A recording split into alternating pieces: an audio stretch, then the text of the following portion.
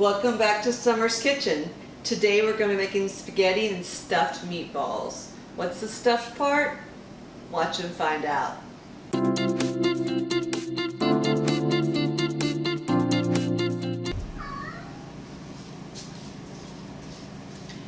Today we're going to be using 1 pound of ground beef, 1 cup of spinach. You can easily double this recipe by using 2 pounds of ground meat. You can mix and match your meats. You can use, I've used turkey, pork and beef before, typical meatloaf mixtures. And then as far as the spinach goes, today I'm using frozen spinach. And let me tell you about a trick to use that.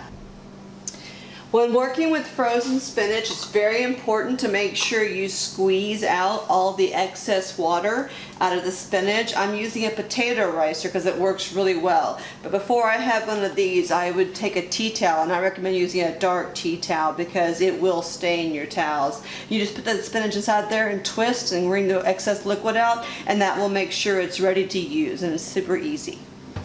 Or you can use fresh spinach and saute it in the pan and melt it down. We're also going to be using 1/4 of a red onion.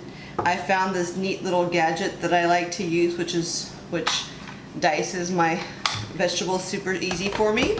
We're going to be using some minced garlic, the Wildtree Hearty spaghetti sauce blend, Wildtree roasted garlic grapeseed oil, and bocconcini. This is little small mozzarella balls that we're going to be putting. That's the stuffed part of the meatball. Alright, let's get started. Okay, let's get started mixing the meatballs. So you'll see in this bowl I have the diced onion, the ground meat, and the spinach. If your kids aren't a real big fan of onion, don't leave it out. What you can do is you can actually grate it on a grater, and the juices and the onion will be absorbed into the meat. That's a really important step because you don't want your meatballs to get dry and not edible. It's really good. We're going to take our usual, a couple of cloves of our garlic. We're going to put that in there. And then we're going to put about a tablespoon of our Italian seasoning, and then we're just going to put a little bit of, like, maybe a tablespoon or so of our oil just to give it a little bit of moisture, and we're going to mix this all up.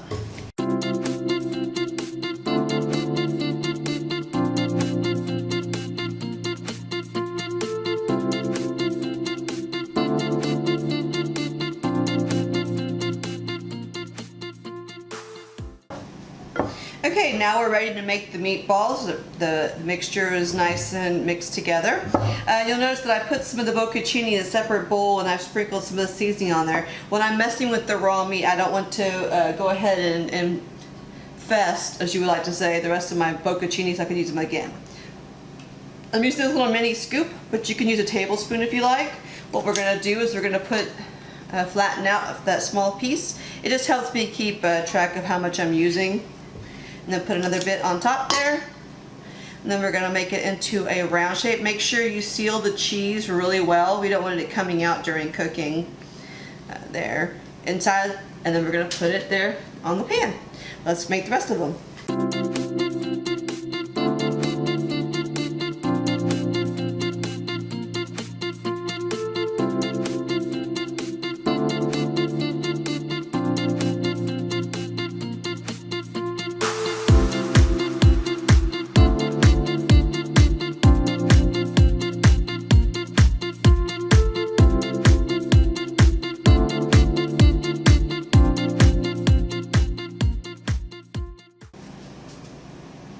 And it looks like I have room for one more, so we're going to get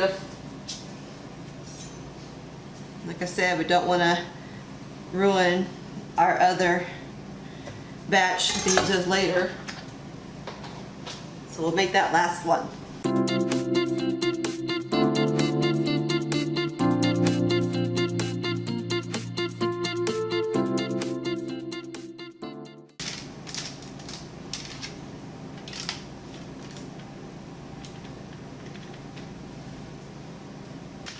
Okay, now that our meatballs are ready, we're just going to pick and drizzle just a tiny bit of the grapeseed oil on them just to give them a nice crust. and we're gonna put them in the oven for 350 for 30 minutes. And while these are cooking, we're gonna get started on the sauce. Yay! Okay, to make the sauce, what we'll need is 28 ounces of canned tomato. I am using the Italian San Marzano tomatoes, but you can use crushed tomatoes, tomato sauce, whichever you have on hand or is available in your grocery store. The thing about using this is they are whole, so we'll have to smash them up. And I actually have an extra can of crushed tomatoes in case this doesn't give me enough sauce. Some garlic, the rest of our 3/4 of our red onion diced, 1 red bell pepper, cheeks removed, pith taken out, and then diced as well with the same machine that we used for our red onion. 1 yellow squash, grated. This is basically to add some extra vegetables, some substance to the sauce, and it's also a good way to get vegetables into your kids' diet without them knowing about it. Again, we're going to be using the Hearty spaghetti sauce blend, the roasted garlic grapeseed oil, a 1/2 cup of wine. Now you'll notice I'm using white wine because it's all I had, it's fine, but usually I would use red wine in this step. It's important to note when cooking with wine, please, please, please do not buy cooking wine. It's important to buy a wine that you would want to drink, because when you cook with it, what's going to happen is it's going to intensify the flavor as it cooks down and burns the alcohol off. All you're going to be left with is that wine taste, and you really don't want to have a bad wine in there because it's going to completely ruin your dish. If you don't want to use wine, if you're opposed to it or you don't have any on hand, it's perfectly okay to use chicken stock as a replacement for the sip that I'm using the wine in. Chicken stock is important to use over chicken broth because we are using canned tomatoes, so it's important to make sure that we want to get that long day cooking flavor in our meal in a short time. It's actually a really good trick to use. Okay, so now we're going to move over to the stove and we're going to show you how to put the sauce together. Okay, so we're going to get started by putting on our flame. I have a gas stove to about medium high. We're going to take our grapeseed olive oil and put about 2 tablespoons of oil in the bottom there.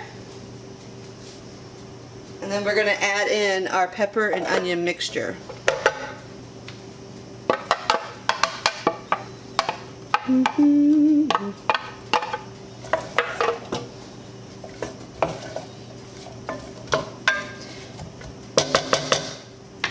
We're going to let this come to get up to temperature and start to saute, and then we'll go to the next step. Okay, now that our vegetables are starting to get color on them, the onions are turning translucent and the bell peppers are starting to get some nice color on them, we've added a little bit of garlic.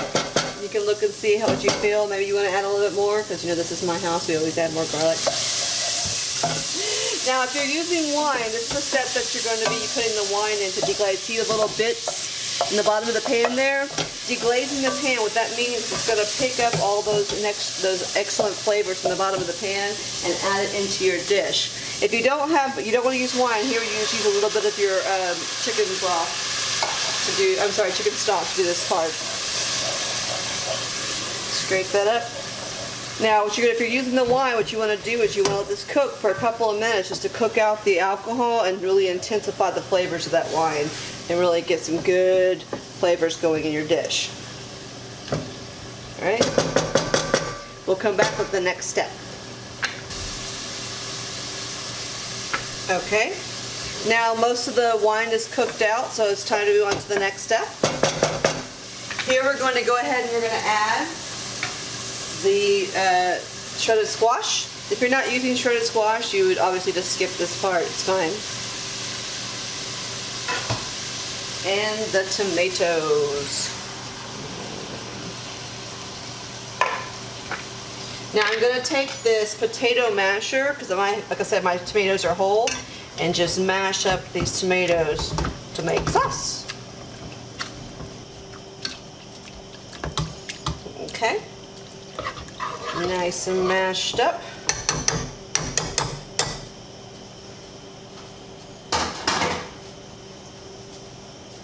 Now we're going to add 2 more tablespoons of our spaghetti sauce seasoning. Stir that in.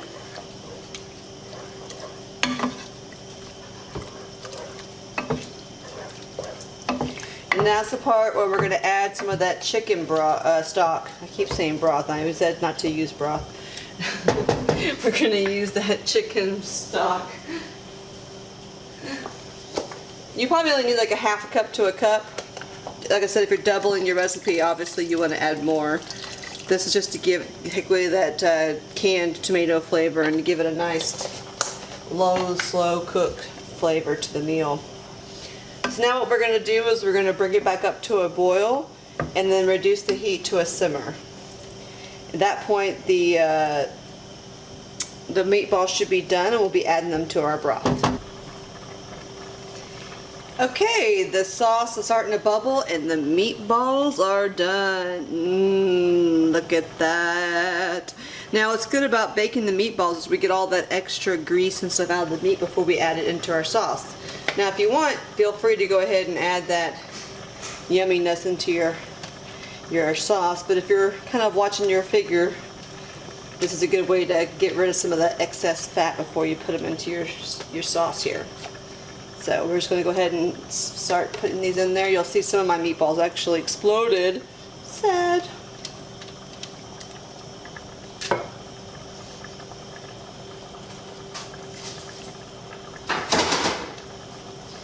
Okay, once they're inside the sauce, just kind of stir them around and make sure they're covered.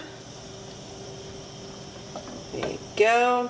Now we're going to reduce the heat to medium because it's already starting to bubble. Now we're going to let this cook probably for about another 20 to 30 minutes. While we're doing that, we got our water for our pasta boiling.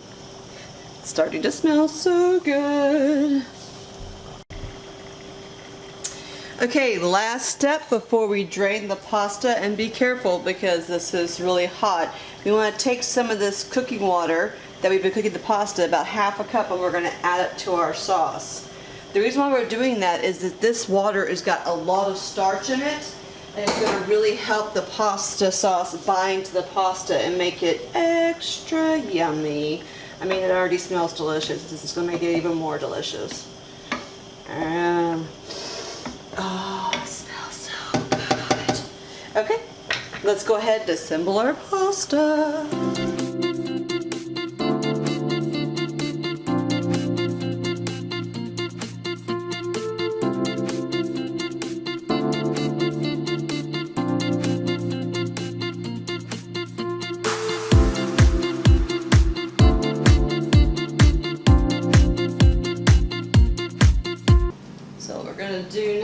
We're going to take some of the noodles, put them here.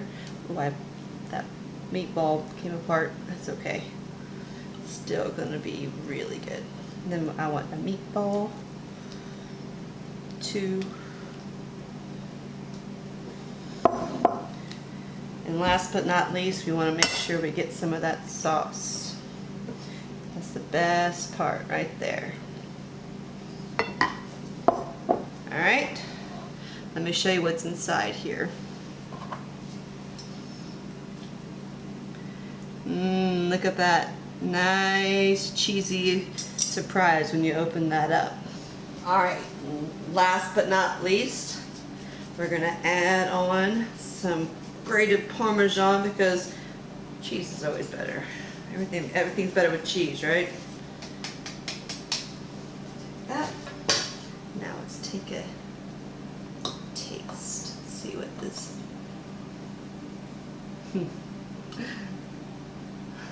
This is gonna be messy.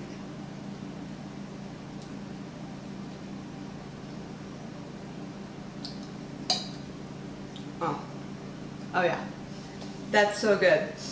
Okay guys, let me know if you tried this dish out for yourself. I hope you do. It's a really good one. My daughter absolutely loves this dish. And let me know what you think down in the comments down below. Give it a thumbs up if you like the new editing style I tried. Let me know what you thought. And I hope to see you again next time. Thanks so much guys. Bye.